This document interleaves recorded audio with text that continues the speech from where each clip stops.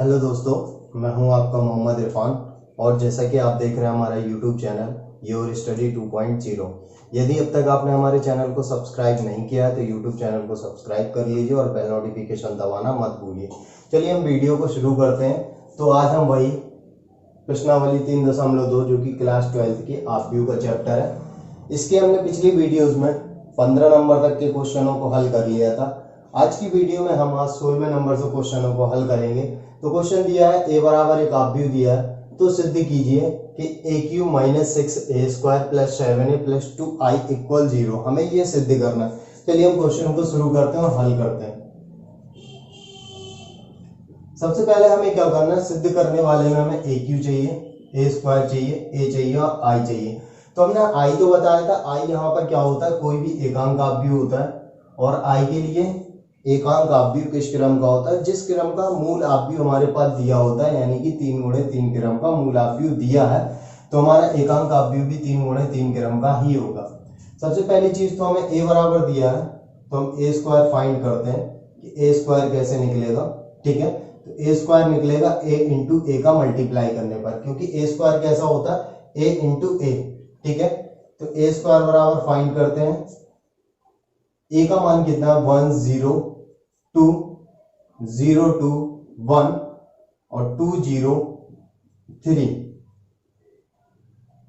Into फिर a लिखेंगे 1 0 2 0 2 1 और 2 0 3। ठीक है, क्योंकि दोनों सेम क्रम के आप भी हो, 3 गुणे 3 क्रम के, तो पंक्ति यानी कि स्तंभ और पंक्ति आपस में इनमें क्या होंगी, बराबर, तो मल्टीप्लाई यानी कि गुणा संभव है। सबसे पहली चीज हम क्या करते हैं, आप बेसिक सा चीज जान ही चुके होंगे पिछली वीडियोस में, कि पहली पंक्ति का पहले स्तंभ के साथ, फिर पहली पंक्ति का दूसरे स्तंभ के साथ, फिर पहली पंक्ति का तीसरे स्तंभ के साथ। इसी प्रकार से दूसरी पंक्ति पहला स्तंभ, दूसरी पंक्ति तीसरा स्तंभ, दूसरी पंक्ति तीसरा स्तंभ। इसी प्रकार से तीसरी पंक्ति पहला स्तंभ, तीसरी पंक्ति दूसरा स्तंभ, तीसरी पंक्ति तीसरा स्तंभ। इस प्रकार से क्या करते हैं, मल्टीप्लाई करते हैं। ठीक है, चलिए हम गुणा शुरू करते हैं। तो सबसे पहले 1 गुणे 1 होगा। ठीक है, 1 गुणे 1 यानी कि 1 हो जाएगा। इसके बाद 0 का 0 के साथ होगा तो 0 हो जाएगा, और 2 का 2 के साथ होगा तो 4 हो जाएगा। ठीक है, तो पहली पंक्ति पहले स्तंभ का गुणा हो गया। अब पहली पंक्ति दूसरे स्तंभ का शुरुआत करते हैं। तो 0 का 1 के साथ होगा तो 0 हो जाएगा, फिर 2 का 0 के साथ होगा तो फिर 0 हो जाएगा, फिर 2 का 0 के साथ होगा तो ये भी 0 हो जाएगा। ठीक है, इसके बाद क्या करेंगे हम, पहली पंक्ति तीसरा स्तंभ यानी कि 2 का 1 के साथ होगा तो 2 हो जाएगा, फिर 1 का 0 के साथ होगा तो 0 हो जाएगा, 3 का फिर 2 के साथ होगा तो 3 दूनी 6। ठीक है, इसके बाद हम क्या करेंगे, दूसरी पंक्ति पहला स्तंभ, तो 1 का 0 के साथ 0 हो जाएगा, 0 का 2 के साथ ये भी 0 हो जाएगा, और फिर 2 का 1 के साथ होगा तो 2 रहेगा।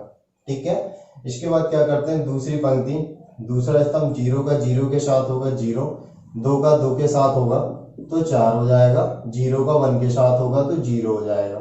ठीक है, फिर इसके बाद क्या करेंगे, दूसरी पंक्ति चल रहा है, तीसरा स्तंभ शुरू हो जाएगा, 2 का 0 के साथ होगा तो 0 रहेगा, फिर 1 का 2 के साथ होगा तो 2 हो जाएगा, फिर 3 का 1 के साथ होगा तो 3 हो जाएगा। ठीक है, इसके बाद क्या करेंगे, तीसरी पंक्ति पहला स्तंभ, तो 1 का 2 के साथ होगा तो 2 हो जाएगा, 0 का 0 के साथ होगा तो 0 रहेगा, और 2 का 3 के साथ हो जाएगा तो 3 दूनी 6 हो जाएगा। ठीक है, इसके बाद क्या करते हैं हम, तीसरी पंक्ति चल रही थी हमारा, अब दूसरा स्तंभ आएगा, 0 का 2 के साथ होगा तो 0 होगा, 2 का 0 के साथ होगा तो ये भी 0 होगा, फिर 0 का 3 के साथ होगा तो ये भी 0 हो जाएगा। ठीक है, इसके बाद तीसरी पंक्ति तीसरा स्तंभ, 2 का जब 2 के साथ होगा तो 4 हो जाएगा, 1 का 0 के साथ होगा तो 0 हो जाएगा, फिर 3 का 3 के साथ होगा तो ये 9 हो जाएगा।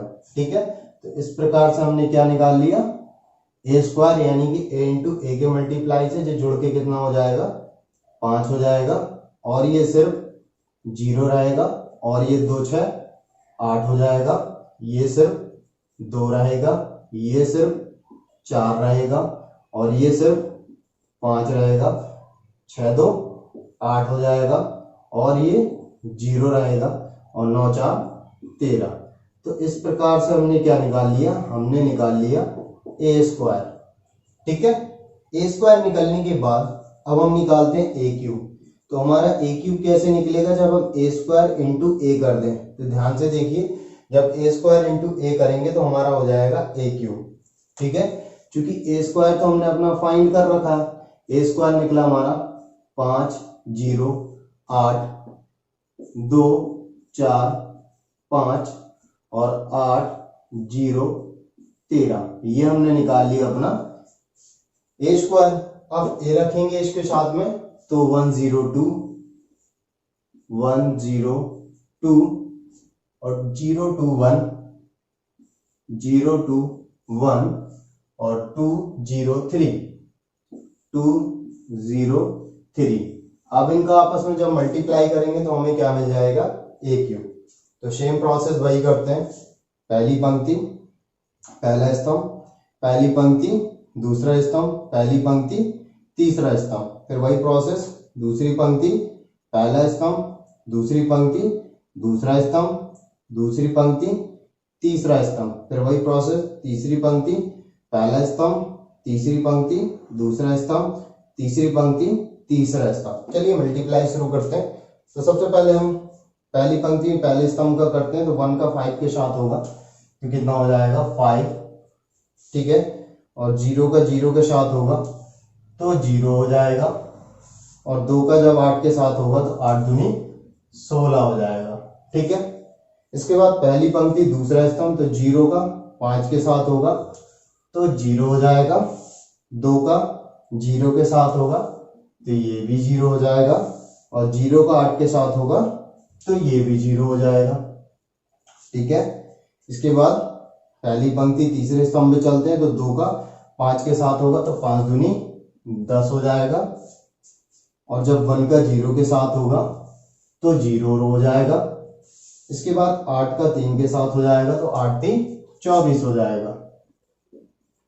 ठीक है, अब इसके बाद दूसरी पंक्ति पहला स्तंभ चलते हैं, तो 1 का जब 2 के साथ होगा तो 2 हो जाएगा, और 0 का जब 4 के साथ होगा तो 0 हो जाएगा, जब 2 का 5 के साथ होगा तो 5 दूनी 10 हो जाएगा। ठीक है, दूसरी पंक्ति दूसरा स्तंभ शुरू करते हैं, तो 0 का 2 के साथ होगा तो 0 हो जाएगा। ठीक है, दूसरी पंक्ति दूसरा स्तंभ चल रहा था हमारा, तो 0 का 2 के साथ 0 और 2 का 4 के साथ होगा तो 8 हो जाएगा, और 0 का 5 के साथ होगा तो ये भी 0 हो जाएगा। अब दूसरी पंक्ति तीसरा स्तंभ 2 का 2 के साथ होगा तो 4 हो जाएगा, 1 का 4 के साथ होगा तो ये भी 4 हो जाएगा, और 3 का 5 के साथ होगा 5 3 15 हो जाएगा। ठीक है, इसके बाद तीसरी पंक्ति पहला स्तंभ, तो 1 का 8 के साथ होगा तो 8 हो जाएगा, 0 का 0 के साथ होगा तो 0 हो जाएगा, 2 का 13 के साथ होगा तो 13 दूनी 26 हो जाएगा। इसके बाद तीसरी पंक्ति दूसरा स्तंभ 0 का जब 8 के साथ होगा तो 0, फिर प्लस 2 का 0 के साथ होगा तो ये भी 0 हो जाएगा। इसके बाद पहली पंक्ति दूसरा स्तंभ चल रहा था, 0 का 13 के साथ होगा तो ये भी 0 हो जाएगा। ठीक है, इसके बाद तीसरी पंक्ति तीसरा स्तंभ 2 का जब 8 के साथ होगा तो 8 दूनी 16, 1 का 0 के साथ होगा तो 0, 3 का 13 के साथ हो जाएगा, 13 3 39। ठीक है, अब इन सबको ऐड करते हैं तो हमारा किसका मान निकल रहा है, ये ए क्यू का, तो 16 5 21 हो जाएगा, और ये तीनों 0 0 ही रहेंगे, 10 और 24 जुड़ के 34 हो जाएगा, 2 और 10 जुड़ के 12 हो जाएंगे, और ये सिर्फ 8 4 दूनी 8 8 और 15 23 हो जाएगा, 26 और 8 जुड़ के 34 हो जाएगा, और ये सिर्फ 0 9 6 15 की 5 और ये 55 हो जाएगा। यानी कि हमने क्या क्या निकाल लिया, हमने ए स्क्वायर भी फाइंड कर लिया और ए क्यूब भी फाइंड कर लिया।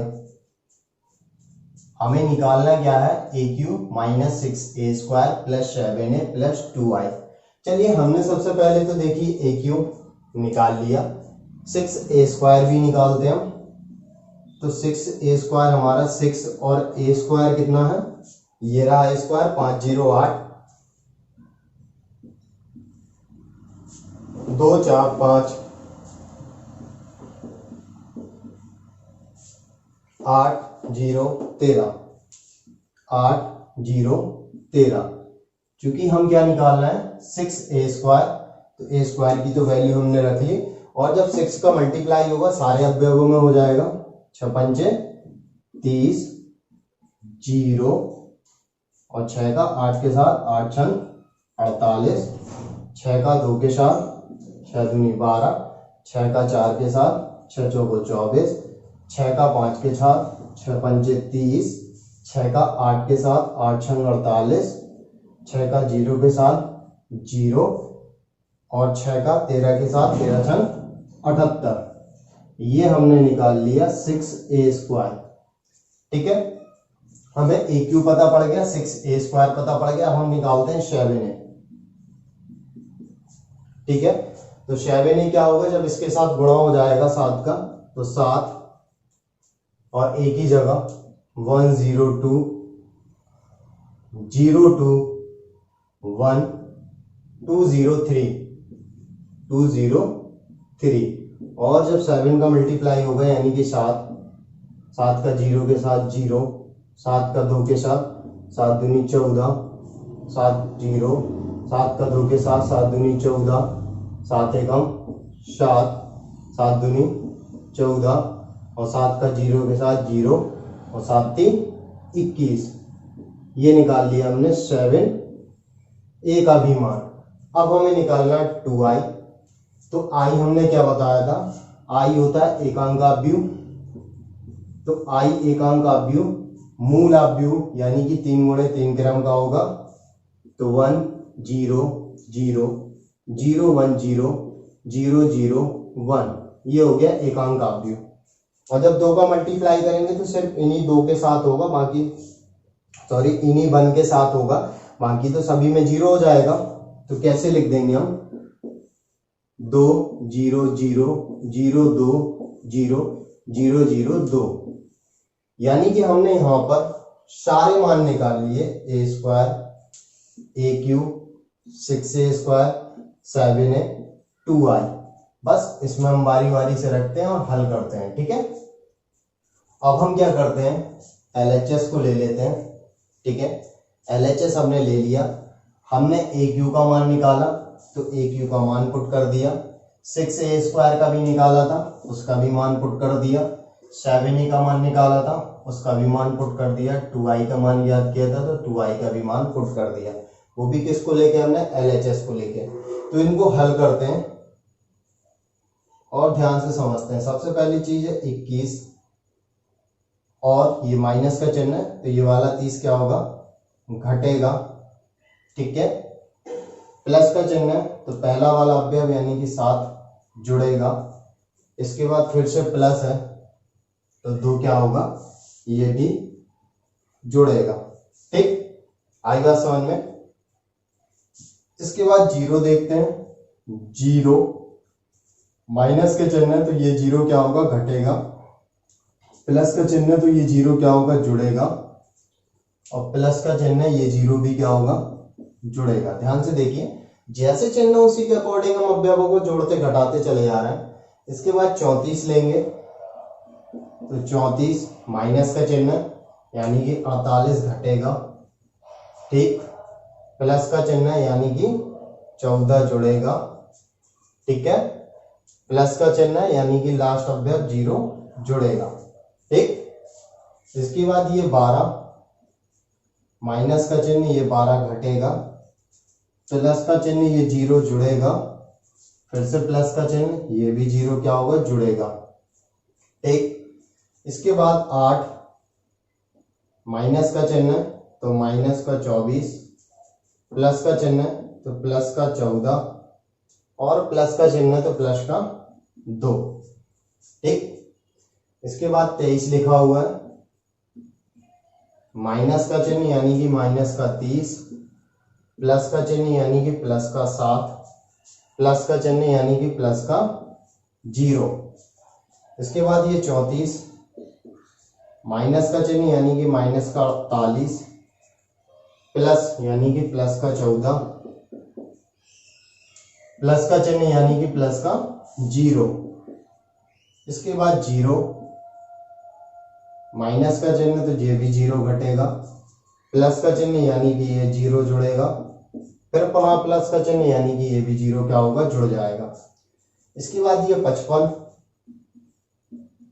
माइनस का चिन्ह 78 घटेगा, प्लस का चिन्ह 21 जुड़ेगा, ठीक है, प्लस का चिन्ह और 2 भी जुड़ जाएगा, ठीक है।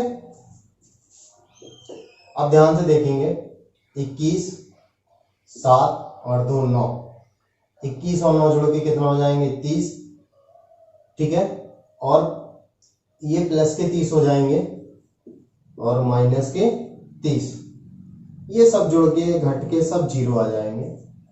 और ये 34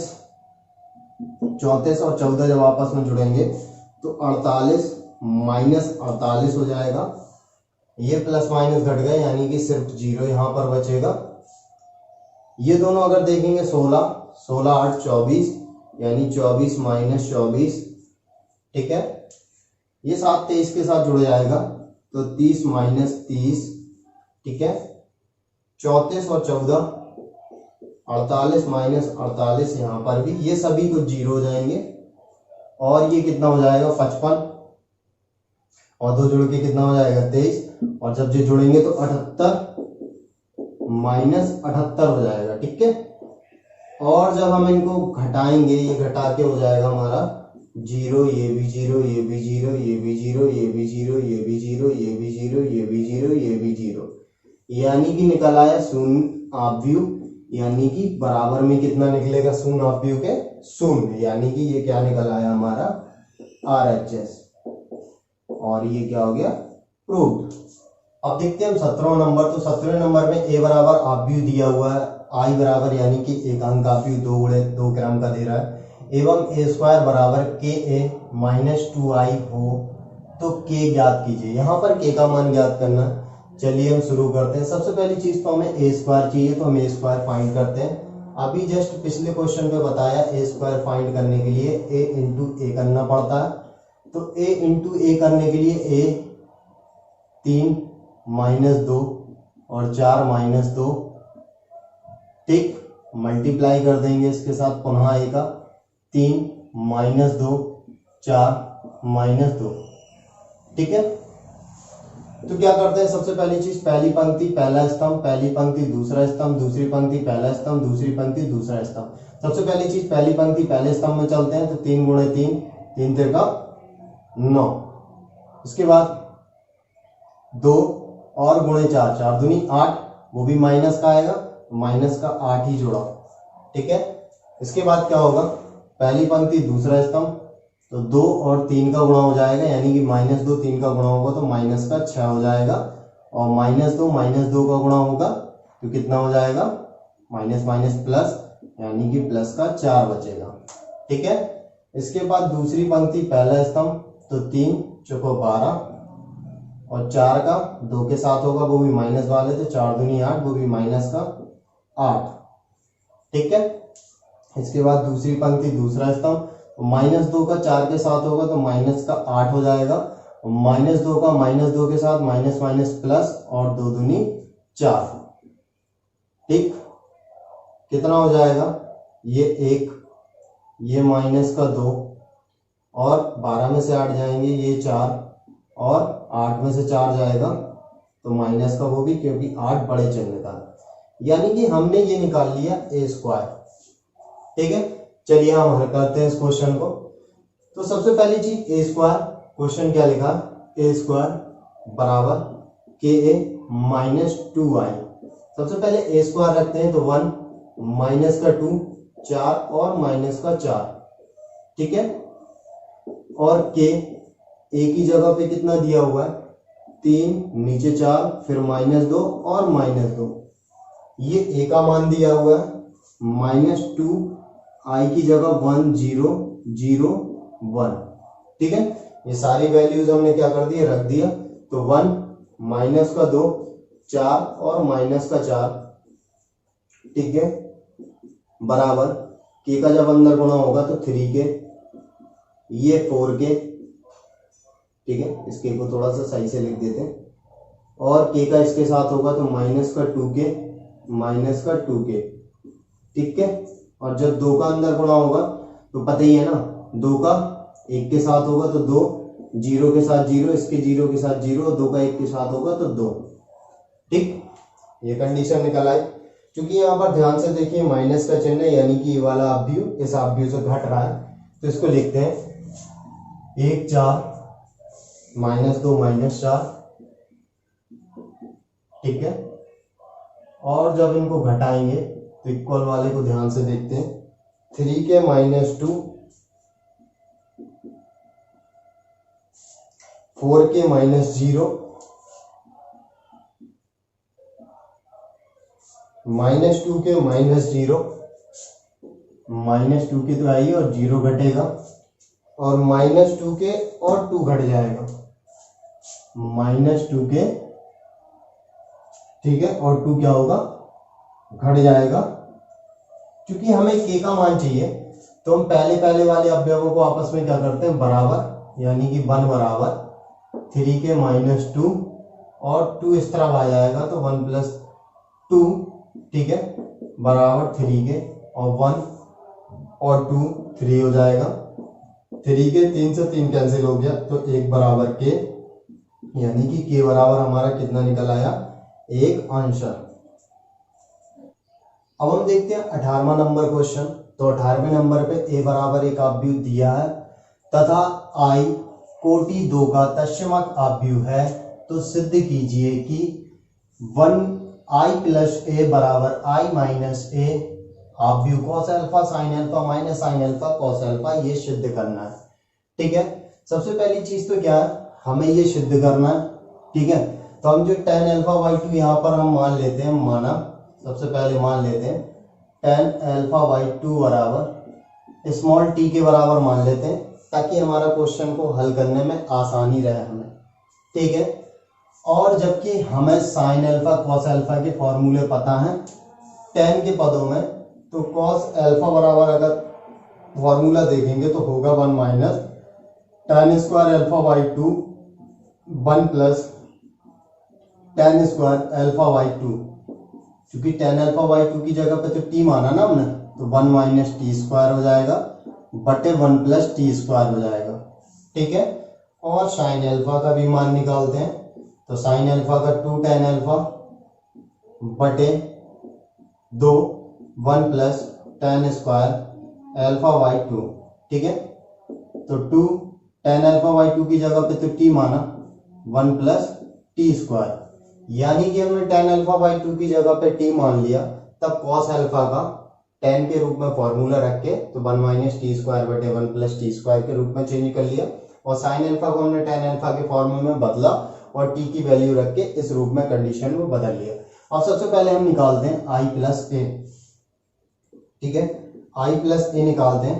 क्योंकि ये 2 × 2 क्रम का अवयव है, ध्यान से देखिए, तो i भी हमारा 2 × 2 क्रम का होगा, यानी कि एकांक अवयव 1 0 0 1, और a की जगह पे कितना है, ध्यान से देखिए, ये रहा a, ठीक है, a की जगह पे दिया 0 - tan अल्फा/2 और tan अल्फा/2 और 0, ध्यान से यहाँ पर 1 0 0 1 रखते हैं।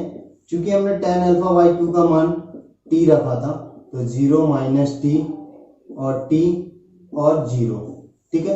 अब देखिए 1 और 0 होगा तो जाहिर सी बात है 1 ही रहेगा, 0 के साथ कुछ भी जुड़े, 0 और -t आपस में जुड़ेंगे तो माइनस का t ही रहेगा, क्योंकि 0 तो किसी में जुड़ा वही संख्या आई गई, 0 और +t होगा तो ये भी t बचेगा, और 1 और 0 जुड़ेगा तो ये भी क्या हो जाएगा, 1, ठीक है।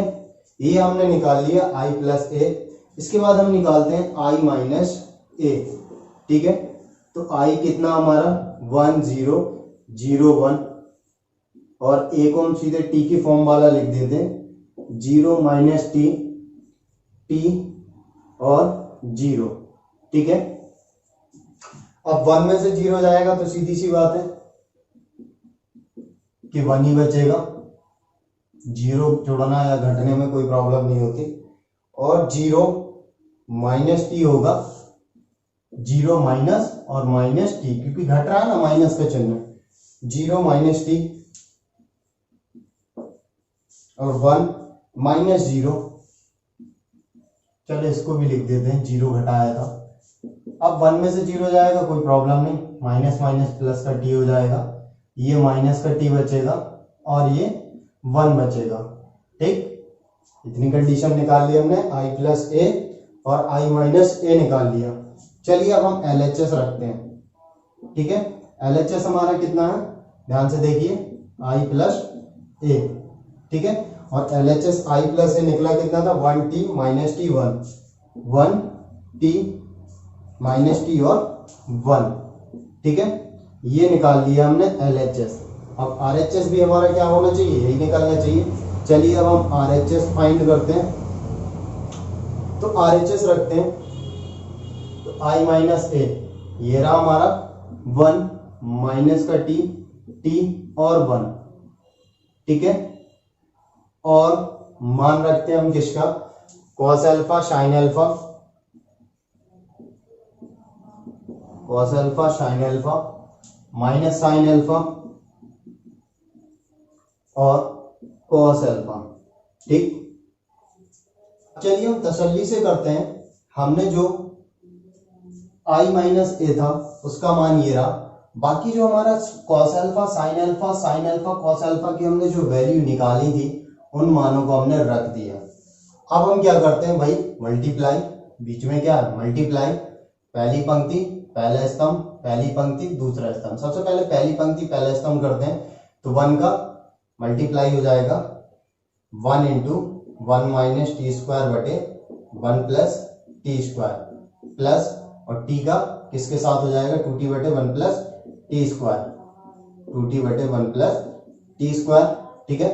पहली पंक्ति पहला स्तंभ। अब पहली पंक्ति दूसरा स्तंभ का करते हैं, तो 1 का माइनस वाले पार्ट के साथ होगा, तो माइनस का चिन्ह आगे ले लेंगे, तो 1 माइनस का चिन्ह आगे ले लेंगे, 2t बटे 1 प्लस टी स्क्वायर, ठीक है। 1 का इसके साथ हो गया, अब t का इसके साथ हो जाएगा, तो plus t into T square 1 minus T square बटे 1 प्लस टी स्क्वायर, ठीक है। इसके बाद दूसरी पंक्ति पहला स्तंभ आएगा, तो माइनस टी का इसके साथ हो जाएगा, तो माइनस का t into 1 minus T square बटे 1 प्लस टी स्क्वायर, ठीक है। इसके बाद पहली पंक्ति दूसरी पंक्ति दूसरा पहला स्तंभ चल रहा है, 1 का 2t इस वाले पार्ट के साथ होगा, प्लस 1 इंटू 2t बटे 1 प्लस टी स्क्वायर, ठीक है। ये कंडीशन आ जाएगी। अब दूसरी पंक्ति दूसरा स्तंभ, तो माइनस टी का इसके साथ होगा, माइनस माइनस प्लस, तो t इंटू 2t बटे 1 प्लस टी स्क्वायर, ठीक है, इतना हो जाएगा। अब एक का इसके साथ हो जाएगा, तो plus 1 into 1 minus T square बटे 1 प्लस टी स्क्वायर, ठीक है। और ये क्या हो गया, आपस में मल्टीप्लाई हो गया। ध्यान से देखेंगे, 1 प्लस टी स्क्वायर एलसीएम आ जाएगा इसका, तो 1 प्लस टी स्क्वायर आ जाएगा, ऊपर वाला कितना रहेगा 1 माइनस टी स्क्वायर, और ये कितना हो जाएगा प्लस का 2t स्क्वायर, ठीक है। इसमें भी t दिख रहा, इसमें भी t दिख रहा, तो t और t हम क्या कर लेंगे, कॉमन निकाल लेंगे, ठीक है। t और t जब हम कॉमन निकालेंगे, तो यहाँ पर t निकाल लिया हमने कॉमन, ठीक है। और जब हमने t निकाला तो क्या कर लें, माइनस का निकाल लें क्या, चलिए माइनस का निकाल लेते हैं, प्लस का, चलिए t प्लस का ही निकाला अभी हमने। अब ध्यान देंगे, 1 प्लस टी स्क्वायर एलसीएम इसका भी आएगा, जब t कॉमन निकाल लेगा तो माइनस वाला बचेगा, माइनस का चिन्ह 1 माइनस का टी स्क्वायर, ठीक है, ठीक है ना। प्लस का निकाल के लेके गए ना, सॉरी प्लस का ही निकाल के गए ना, तो माइनस का चिन्ह तो बचेगा इसके साथ, और जब प्लस का निकाल के गए इसके साथ में कोई प्रॉब्लम नहीं होगी, ओनली 2 बचेगा, ठीक है। इसका भी t निकाल लेते हैं, वो भी प्लस का। जब t प्लस का निकाल लेंगे तो ध्यान देना कि बचेगा कितना, 1 प्लस टी स्क्वायर तो लासा, और जब टी कॉमन निकाल ले जाएंगे वो भी प्लस का, तो माइनस का 2 बचेगा। जब प्लस का निकालेंगे टी तो 1 माइनस का टी स्क्वायर बचेगा, वो भी प्लस में है तो कोई प्रॉब्लम नहीं है। ठीक, यहां पर भी 1 प्लस टी स्क्वायर लासा आ जाएगा, और कितना रहेगा ये 2t स्क्वायर, और ये कितना रहेगा प्लस का चिन्ह है ना, तो कोई टेंशन नहीं रहती है, माइनस यानी कि खतरा। अब ध्यान से देखते हैं इसको, प्लस का चिन्ह प्लस का 1 रहेगा, 2t स्क्वायर और 1t स्क्वायर, दो में से एक जाएगा तो 1t स्क्वायर बचेगा, और नीचे तो 1 प्लस टी स्क्वायर है ही है। ठीक है, अब ये t, ठीक है, अभी ओनली t, ध्यान से देखेंगे माइनस का टी स्क्वायर, ये प्लस माइनस घटेंगे तो माइनस का 1 और माइनस का टी स्क्वायर बटे 1 प्लस टी स्क्वायर। ठीक है, अब यहां का t लिख लेंगे, माइनस का जब अंदर गुणा होगा तो हम जानते हैं कि खतरे की घंटी चिन्ह बदलेंगे, माइनस का 1 प्लस का टी स्क्वायर, माइनस का 1 प्लस का टी स्क्वायर, प्लस का 2 तो है ही है, 1 प्लस टी स्क्वायर। ठीक है, ये भी प्लस माइनस घट जाएंगे, 2t स्क्वायर में से 1t स्क्वायर जाएगा, तो 1t स्क्वायर माइनस 1 बटे, सॉरी प्लस का 1 है, टी स्क्वायर प्लस 1। ठीक, यहां तक निकल आया। अब ध्यान से देखिए, ये दोनों कैंसिल हो रहा है, ये दोनों कैंसिल हो रहा है। ठीक है, तो ओनली 1 बचेगा। इन दोनों में माइनस का कॉमन निकाल लें तो माइनस का t हो जाएगा, और 1 प्लस टी स्क्वायर, और बटे में भी 1 प्लस टी स्क्वायर। ठीक, और ये t, ध्यान से देखेंगे ये टी स्क्वायर, दो में से एक जाएगा तो प्लस का 1 बटे 1 प्लस टी स्क्वायर। ठीक है, ये भी तो 1 बच गया। ठीक है, आप ध्यान से देखेंगे 1 प्लस टी स्क्वायर ये कटा, 1 प्लस टी स्क्वायर, ये भी 1 प्लस टी स्क्वायर ही लिखा है, तो 1 बचेगा, नीचे वाला t माइनस का t प्लस का 1, और ये ध्यान से देखें किसके बराबर आ गया, LHS के बराबर। ठीक है ना, अतः LHS बराबर RHS, और ये हमारा क्या हो गया, प्रूव्ड। देख सकते हैं दोनों के आंसर बराबर है। अब हम 19वें नंबर वाले क्वेश्चन को हल करेंगे, तो आप 19वें वाले क्वेश्चन की लिंक नीचे देखेंगे और क्वेश्चन को ध्यान से पढ़िए। तो क्वेश्चन लिखा, हम भी शुरू करते हैं और आप भी पढ़ना शुरू कीजिए। तो किसी व्यापार संघ के पास 30,000 रुपयों का कोष है, जिसे 2 भिन्न भिन्न प्रकार के बांडों में निवेशित करना है। प्रथम बांड पर 5% वार्षिक तथा द्वितीय बांड पर 7% वार्षिक ब्याज प्राप्त होता है। आव्यूह गुणन के प्रयोग द्वारा यह निर्धारित कीजिए कि 30,000 रुपयों के कोष को 2 प्रकार के बांडों में निवेश करने के लिए किस प्रकार बांटे, जिससे व्यापार संघों को प्राप्त कुल वार्षिक ब्याज 1800 रुपये हो पहली कंडीशन में, और द्वितीय में 2000 रुपये हो। ठीक है, क्वेश्चन को देखते हैं हम ध्यान से और थोड़ा अच्छे से समझिए क्वेश्चन को। पहले हम रफली कॉन्सेप्ट की बात करते हैं। ठीक है, यहाँ पर रफली कॉन्सेप्ट की बात करते हैं, यानी कि ये रफ। ठीक है, रफ में हम कैसे करेंगे। ठीक है, हालांकि ये क्वेश्चन करने का तरीका नहीं है, आव्यूह का नियम नहीं है, यहां पर लिखेंगे आप आव्यूह का नियम। ठीक है, ठीक है। सबसे पहली चीज उसने क्या बोला कि 30,000 रुपए का कोई कोष है, यानी कि कोई बॉन्ड, यानी कि धनराशि है 30,000 रुपए की। इसको 2 जगह निवेश किया जाता है। एक जगह पे हमें 5% वार्षिक दर से ब्याज मिल रहा है, और एक जगह पे हमें 7% वार्षिक ब्याज की दर से क्या मिल रहा है, 7% की दर से क्या मिल रहा है, ब्याज मिल रहा है। ठीक है, अब जब बांड निवेश करेगा तो सबसे पहली चीज रफली समझ लें। यहाँ पे अगर वो 30,000 रुपए बांटेगा तो कैसे बांटेगा, जाहिर सी बात है किसी को उसने x रुपए दे दिया तो बाकी धनराशि क्या बचेगी, सिंपल सी बात है। आप यहाँ पर समझिए, हमारे पास 100 रुपए है, हमने किसी को 20 रुपए दे दिया, तो आप क्या बोलेंगे, सर दूसरे के पास 80 रुपए बचा। ये 80 कैसे आया, कि जो पूरी धनराशि थी, पूरी धनराशि में जो पहली धनराशि थी उसको घटाने के बाद 80 आया। ठीक है, बात को समझना ध्यान से, कि अगर एक बॉन्ड x रुपए है तो दूसरा पूरी धनराशि में से x घटाने के बाद, यानी कि दूसरा बॉन्ड ये प्राप्त होगा। अब एक बॉन्ड दिया जा रहा है 5%, की दर पर ब्याज दिया जा रहा है, और दूसरा 7% वार्षिक ब्याज की दर पर ब्याज दिया जा रहा है। ठीक है, यानी कि x का पहला 5% और दूसरा 30,000 का माइनस x, ठीक है, x का 7%, यानी कि x रुपए जो दिया उसका 5% एक साल में ब्याज ले रहा है, और जो 30,000 माइनस x रुपए दिया उसका 7% एक साल का ब्याज ले रहा है। तो टोटल जुड़ के ही तो क्या हो गया हमारा, संपूर्ण ब्याज के बराबर होगा, संपूर्ण ब्याज के क्या हो जाएगा, बराबर। सिंपल सी लॉजिक वाली बात है। अगर हमारे पास 100 रुपए थे, हमने एक को 20 रुपए दे दिया, तो दूसरे को जाहिर सी बात है 80 रुपए। हमने तो उनसे कहा कि इसमें हमें 5% ब्याज चाहिए, तो इसका 5% निकालेंगे हम, 5% सीधा सीधा लिख दे रहे हैं हम, ठीक है, कट जाएगा 5, यानी कि 5% निकाला 20 रुपए का 1 रुपए, और ये सपोज कर लो हमें 7% पे दे रहे हैं, ठीक है, 7% पे जब देंगे तो 7/100 हो जाएगा, 0 से 0 कट जाएगा, और 2 से कट जाएगा तो 4/5, 7 चुको 28/5, और 5 से कट जाएगा 5 25, 5 6 30, ठीक है, यानी कि जी 1 रुपए और 5.3 रुपए जुड़कर ही तो संपूर्ण ब्याज हो जाएगा 6.3। तो यही कंडीशन से हल करना है। तो सबसे पहली चीज रफली हमने क्यों किया, x into 5%, 30,000 minus x into 7%, ये कैसे आएगा। ठीक है, सबसे पहली चीज तो यहाँ पर क्वेश्चन को जो आव्यूह नियम से हल कर रहा है, जो क्वेश्चन बोल रहा है उसका ए नंबर हल कर रहा है। ठीक है, सपोज करो उसने 2 बॉन्ड बांटे, कैसे बांटे, एक x रुपए दे दिया एक बॉन्ड, और दूसरा कितना होगा, जाहिर सी बात है 30,000 माइनस x रुपए। ठीक है, इसी प्रकार से हो जाएगा। अब ध्यान देना, हमने x का 5% और 30,000 माइनस x का 7%, तब ये दोनों जुड़ेंगे तो तभी संपूर्ण ब्याज के बराबर आएगा। आव्यूह का नियम ध्यान से समझना, जिसने समझ लिया खटाक से समझ में आ जाएगा क्वेश्चन एक बार में। तो सबसे पहली चीज यहां पर लिखेंगे आप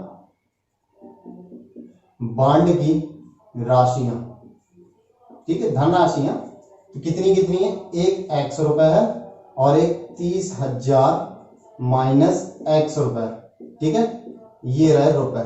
ठीक है, ये आव्यूह के रूप में लिख लिया। ठीक है, आव्यूह के रूप में पहला बॉन्ड और दूसरा बॉन्ड। ठीक है, और हम दरों को कैसे लिखते हैं, यहां लिख देते हैं ब्याज की दर। ठीक है, ब्याज की दर, पहले वाले में कितना मिल रहा है 5% और दूसरे वाले में 7% पे दिया जा रहा। ठीक, अगर हम इनका आप ध्यान से देखें, पहली पंक्ति पहला स्तंभ का जब मल्टीप्लाई करेंगे तो यही कंडीशन बनेगी, इसलिए हमने आपको रफली पहले से बता दिया कि ये कंडीशन बनाने के लिए हमें इस प्रकार से लिखना पड़ेगा, और जब इस प्रकार से लिखेंगे तो बन जाएगी ये कंडीशन। तो पहली कंडीशन पे ब्याज कितना बोल रहा है, 1800 रुपए। पहली कंडीशन पे ब्याज कितना बोल रहा है, 1800 रुपए। तो पहली पंक्ति x रुपए इंटू 5%, x रुपए इंटू 5%, ठीक है, इंटू 5%। ठीक है, इसके बाद 30,000, क्योंकि क्या होगा x का 5 के साथ हो जाएगा, फिर 30,000 माइनस x का 7 के साथ हो जाएगा। आप भी को गुणा कीजिए ना भाई चीज, जैसे अभी सारे हमने गुणे किए, इंटू 7%, किसके बराबर, 1800 के। तो ध्यान से देखिए x परसेंट हटेगा तो 5 बटे कितना आ जाएगा 100, ये 30,000 माइनस x, ठीक है, परसेंट हटेगा तो बटे में ये भी कितना आ जाएगा 100, तो 1800 रुपए। ठीक है, ध्यान दीजिए, तो ये 5x सभी में 100 निकल रहा है, निकाल लिया, 1/100 कॉमन निकाल रहा है, और 7 का यहाँ पर गुणा करें, देखो 1/100 यहाँ से कॉमन और 1/100 यहाँ से कॉमन निकाल लिया हमने। अब 7 का यहाँ पर गुणा कर देंगे तो 7 × 21, ठीक है, 2,10,000 माइनस का 7x बराबर 1800। अब 100 यहाँ पर गुणे में 75 में, सॉरी यहाँ पर भाग में 75 में गुणे में चला जाएगा, प्लस माइनस ये दोनों कट जाएंगे, 7 में से 5 जाएगा तो 2x, वो भी माइनस का, और ये 2,10,000। ठीक है, ये भाग में पक्षांतर में गुणे में चला जाएगा, तो 1800 के साथ 100 का जब गुणा होगा तो 2 जीरो ऐड हो जाएंगे, यानी कि 1,80,000 हो गया। माइनस का 2x बराबर 1,80,000 माइनस 2,10,000, तो माइनस का 2x बराबर कितना बचेगा, माइनस का 30,000, माइनस से माइनस कैंसिल और 2 से जब 30 में भाग देंगे तो x बराबर हमारा बचेगा 15,000 रुपए, यानी कि हमारा पहला बॉन्ड कितना आ गया, 15,000 रुपए। ठीक है,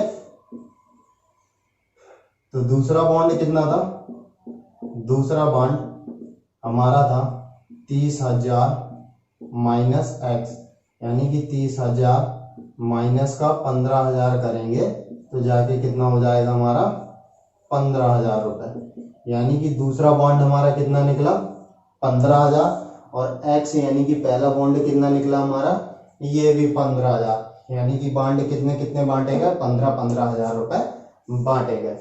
बी नंबर को ध्यान देंगे तो बी नंबर वाले में भी सेम धनराशि 30,000 है, उसको भी 2 बांडों में ही बांटना है, तो इसी प्रकार से बांटेंगे और उसी परसेंट पर देना है, लेकिन जो ब्याज मिल रहा है वो हमारा 2,000 मिल रहा है। पिछले क्वेश्चन पे 1800 था, इसमें 2,000 मिल रहा है। सेम प्रोसेस वैसे ही हल करते हैं और दोनों धनराशियां, बॉन्डों की धनराशियां फाइंड करते हैं कि कितनी कितनी है।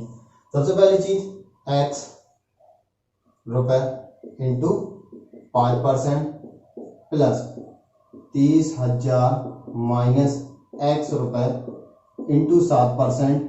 ठीक है ना, पहली पंक्ति पहला स्तंभ, तो 5 का x के साथ, 7 का 30,000 माइनस x के साथ बराबर 2,000।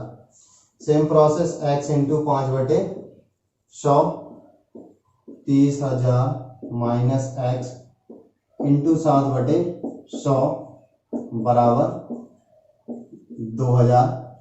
1/100 कॉमन निकाल लेंगे, जो कि हमने निकाला, तो हो गया 5x, और जब 7 का गुणा कर देंगे 7 × 21 यानी 2,10,000, और ये 7x बराबर 2,000।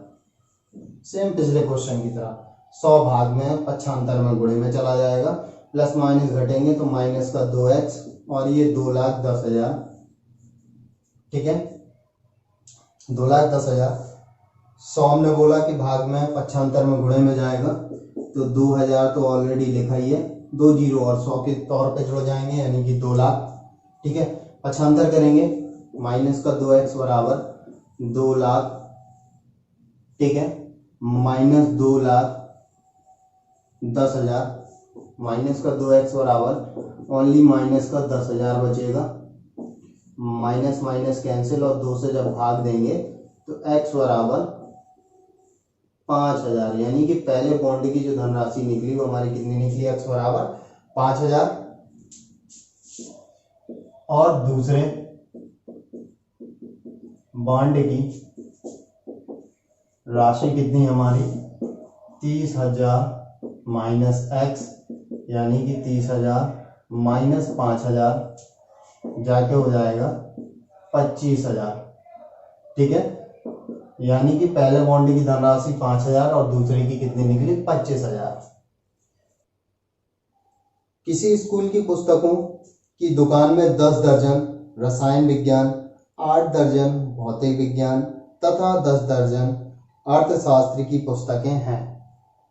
इन पुस्तकों का विक्रय मूल्य क्रमशः 80 रुपए, 60 रुपए तथा 40 रुपए प्रति पुस्तक है। आव्यूह बीजगणित के प्रयोग द्वारा ज्ञात कीजिए कि सभी पुस्तकों को बेचने से दुकान को कुल कितनी धनराशि प्राप्त होगी। ठीक है, तो दुकान को प्राप्त कुल धनराशि हमें बताना है कि कितनी प्राप्त होगी। सबसे पहली चीज क्या है कि क्वेश्चन नंबर तो हम 20 का अध्ययन कर रहे हैं। ठीक है, हमें आव्यूह विधि से क्वेश्चन को हल करना, और पुस्तकें जो हमारी दी हैं वो दर्जन के तौर पे दी हैं। पहले हम सारी पुस्तकों की संख्या अलग अलग निकाल लेंगे, क्योंकि प्रति पुस्तक मूल्य दिया हुआ है। ठीक है, तो चलिए क्वेश्चन को हम शुरू करते हैं और हल करते हैं।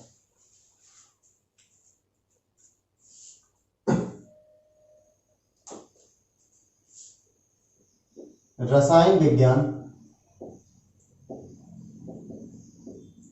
की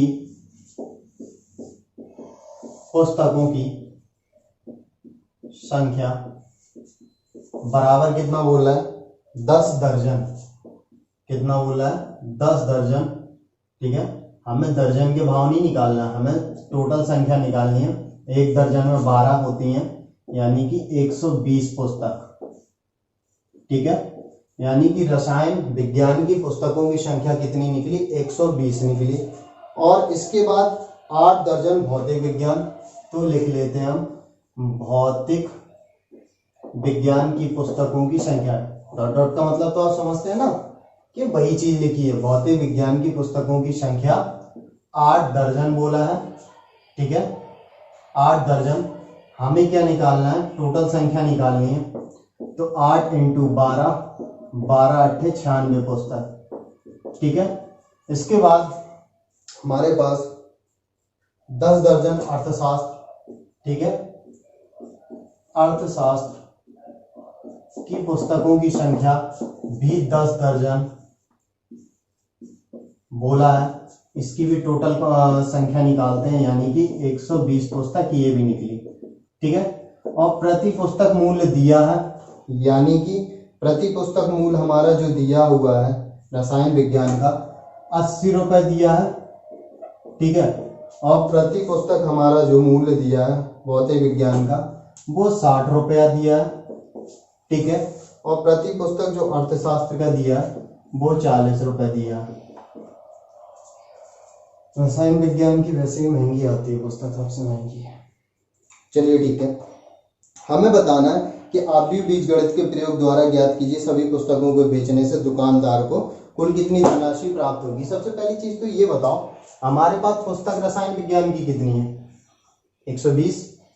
प्रति पुस्तक का मूल्य कितना, 80, यानी कि इन दोनों का मल्टीप्लाई होना चाहिए। अगर रफली बात करें, ठीक है, रफ को अगर रफली यहाँ पे समझें अगर ध्यान से, तो हम कैसे मूल्य बता सकते हैं कि 120 पुस्तक रसायन विज्ञान की और प्रत्येक पुस्तक का मूल्य 80 रुपए। अगर करेंगे 12 × 8 = 96। ठीक है, यानी कि रसायन विज्ञान की पूरी पुस्तकों का मूल्य निकल आया। इसके बाद 96 पुस्तकें हमारे पास भौतिक विज्ञान की और प्रति पुस्तक का मूल्य 60 रुपए, यानी कि 6 × 6 = 36 की 6, हासिल लगी 3, 9 × 6 = 54 और 3 = 57 और 0। ठीक है, और अगर बात की जाए हमारे पास अर्थशास्त्र, अर्थशास्त्र की 120 पुस्तकें और प्रति पुस्तक का मूल्य कितना है, 40, तो 12 × 4 = 48। ठीक है, यानी कि ये निकल आएगा सब टोटल मूल्य। ऐसे तो निकालेंगे हम, 120 हमारे पास रसायन विज्ञान की, तो एक पुस्तक का 80 मूल्य तो गुणा किया तो टोटल पुस्तकों का मूल्य। 96 हमारे पास भौतिकी की है और प्रत्येक का मूल्य 60 रुपए, गुणा करेंगे टोटल भौतिकी का मूल्य निकल आएगा। हमारे पास 120 अर्थशास्त्र की और प्रत्येक का 40 रुपए मूल्य है, तो टोटल करेंगे इंटू करके, तो ये क्या हो जाएगा, अर्थशास्त्र की पुस्तकों का मूल्य। और टोटल मूल्य निकालेंगे तो 0, 6, 15, 6, 21 की 1, हासिल लगी 2, 11, 9, 2, 11, 11, 5, 16, 4, 20, यानी कि बात करेंगे तो 20,160 रुपए टोटल रुपए मिलेगा। अब ये करना क्या है कि इस प्रकार की कंडीशन बने और ये सारे क्या हो, प्लस के रूप में। तो करने के लिए हम सबसे पहले क्या करेंगे, पुस्तकों की संख्या। ठीक है, अब आव्यूह विधि से करने के लिए क्या करेंगे, पुस्तकों की संख्या। पहले केमिस्ट्री की कितनी है, 120, और हमारे पास भौतिकी की कितनी है, 96। ठीक है, अर्थशास्त्र की भी कितनी है, 120। तो ये बन गया पुस्तकों की संख्या का आव्यूह। ठीक है, इनटू में मल्टीप्लाई होना चाहिए, इनटू में क्या होगा, पुस्तकों का मूल्य, प्रति पुस्तकों का मूल्य। प्रति पुस्तक का मूल्य कितना दे रहा, 80 रुपए केमिस्ट्री का दे रहा, 60 रुपए फिजिक्स का यानी कि भौतिकी का, और 40 रुपए अर्थशास्त्र का। अब आव्यूह विधि से बन जाएगा ना मल्टीप्लाई करने में, और इक्वल जो निकलेगा वो हमारा क्या होगा, आंसर। तो सबसे पहली चीज है ना, देखिए इस रूप में लाने के लिए, यानी कि 120 × 80 + 96 × 60 + 120 × 40, इस रूप में लाने के लिए हमें दिमाग लगाना पड़ेगा कि आव्यूह के रूप में हम किस प्रकार से इंटरचेंज करें। कोई रट्टाफिकेशन वाली बात नहीं है, सिर्फ समझने वाली बात है। आपने समझ लिया तो क्लियर। तो क्या करेंगे, पहली पंक्ति पहला स्तंभ, तो 120 × 80 + 96 इंटू 60 इन दोनों का, और प्लस 120 इंटू 40 गुणा करेंगे 12 अट्ठे 96 प्लस 6 36 की 6 हासिल लगी 3 न चक्का 54 3 57, ठीक है 12 चौक 48, और जब सबको ऐड करेंगे तो हमारा निकल आएगा 20,160 रुपए, यानी कि दुकानदार कितना रुपए पा जाएगा 20,160 रुपया। अब हम देखते हैं 21वें और 22वें नंबर के क्वेश्चनों को कि किस प्रकार से हल करेंगे। दोनों ही बहुविकल्पी हैं, दोनों के बहुविकल्पी को हमें देख के बताना है कि बहुविकल्पी में से कौन सा इनका विकल्प सही होगा। सबसे पहली चीज तो कंडीशन लिखी है कि मान लीजिए कि x, y, z, w तथा p क्रमशः 2 into n, 3 into k, 2 into p, n into 3, p into k कोटियों के आव्यूह हैं। नीचे दिए गए प्रश्न संख्या 21 तथा 22 में सही उत्तर चुनिए। पहला 21वां नंबर हम देखते हैं हल। 21वें नंबर में अगर ध्यान से देखेंगे पी वाई, ठीक है थोड़ा सा दूर दूर लिखते हैं, पी वाई और डब्ल्यू वाई, ठीक है।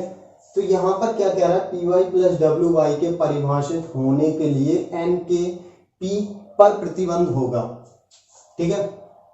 समझते हैं सबसे पहली चीज, पी हमारी किस कोटि का अव्यूह है। अगर ध्यान से देखेंगे पी हमारा पी इंटू के कोटि का अव्यूह, देखिए ना एक्स वाई जेड लास्ट में डब्ल्यू, तो लास्ट कितना लिखा पी इंटू के, ठीक है पी इंटू के कोटि के अव्यूह है, ठीक है। इसके बाद जो y है वो y हमारा 3 इंटू के कोटि का, 3 इंटू के कोटि का, ठीक है। प्लस का चिन्ह लगा देते हैं बीच में प्लस का चिन्ह। w जो हमारा है यानी कि चौथे नंबर का 1 2 3 4 n इंटू 3, n इंटू 3, और y हमारा दूसरे नंबर का तो 3 इंटू के, ठीक है। आव्यूह का जो क्रम होता है, आव्यूह का क्रम सबसे शुरुआत में ही बताया था, आव्यूह का क्रम जो होता है पंक्ति गुणे स्तंभ, ठीक है। शॉर्ट में हम पंक्ति एस से शो कर देते हैं। गुणे होने के लिए गुणा का जो नियम होता है वो हमारा स्तंभ, ठीक है शॉर्ट में एस लिख देते हैं, स्तंभ बराबर पंक्ति, ठीक है शॉर्ट में पी लिख देते हैं। यानी कि अगर गुणा होना होगा तो प्रत्येक आव्यूह में अगर आपस में गुणा होना तो पहले आव्यूह का स्तंभ और दूसरे का पंक्ति बराबर होना चाहिए, और आव्यूह का क्रम पंक्ति गुणे स्तंभ। चलिए इसको ध्यान से समझते हैं। सबसे पहली चीज तो क्या है कि हमारा जो पी क्यू लिखा है ये हमारा पंक्ति है और स्तंभ, हम ये क्रम लिख रहे हैं, ठीक है। आव्यूह का क्या लिख रहे हैं, आव्यूह का क्रम। नीचे हम क्या लिख रहे हैं, आव्यूह का क्रम, पंक्ति इंटू स्तंभ, और ये भी पंक्ति इंटू स्तंभ, ठीक है। और जब पी वाई का आपस में मल्टीप्लाई हुआ होगा तो गुणा के क्रम से स्तंभ और पंक्ति बराबर होती है। तो पहले वाले का स्तंभ और दूसरे की पंक्ति, स्तंभ के ऊपर के और पंक्ति के ऊपर 3, यानी कि के बराबर 3। एक कंडीशन तो ये निकला है के बराबर 3, ठीक है। और जब पी वाई का मल्टीप्लाई होगा, हमने शुरुआत में आपको वीडियो में आगाह कर दिया था, इन्फॉर्म कर दिया था कि जब जो मल्टीप्लाई होता है, जब पी वाई का जो मल्टीप्लाई होगा, जो आव्यूह हमें मिलेगा, तो स्पष्ट हमने बताया था पहली चीज तो स्तंभ और पंक्ति बराबर होनी चाहिए, और जो नया आव्यूह मिलेगा तो उसका क्रम कितना हो जाएगा, बचा इसका पंक्ति, यानी कि पंक्ति के ऊपर कितना लिखा पी, इसका कितना बच गया पी, है ना। ये तो स्तंभ है, स्तंभ को हम क्या कर देंगे छोड़ देंगे, और पंक्ति को क्या कर देंगे छोड़ देंगे, ये तो गुणे में चला गया ना स्तंभ पंक्ति, ठीक है।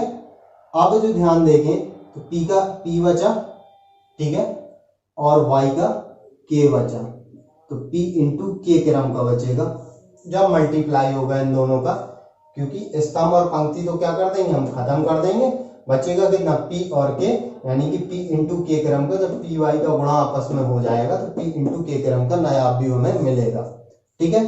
अब ध्यान देते हैं तो ये भी क्या आव्यूह का क्रम यहाँ पर भी लिखते हैं पंक्ति और स्तंभ, पंक्ति और स्तंभ, पंक्ति 3, ठीक है ऊपर ही तो लिखी, सॉरी स्तंभ, स्तंभ कितना 3 पहले वाले आव्यूह का, और दूसरे की पंक्ति कितनी है 3, ये दोनों तो बराबर है ही है, ठीक है।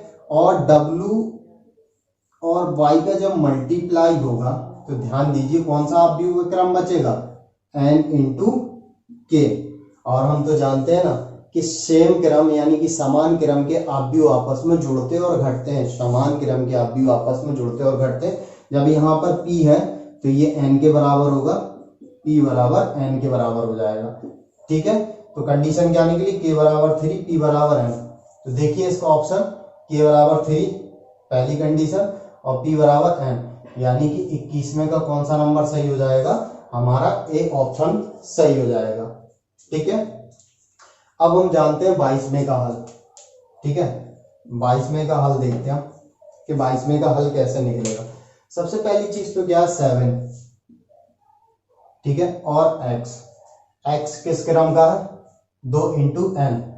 x चलिए हम पहले लिख लेते हैं 7x माइनस 5z। ठीक है, अब लिखते हैं हम क्रम, x का कितना हमारा, x का है 2 इंटू n। ठीक है, और x y z तीसरे नंबर पे तो 2 इंटू p। अब जो हमारे अवयव का जो जोड़ना घटाने का क्रम हमने बताया था कि जोड़ने घटने में समान क्रम के अवयव आपस में यानी कि समान कोटि के अवयव आपस में जुड़ते घटते हैं।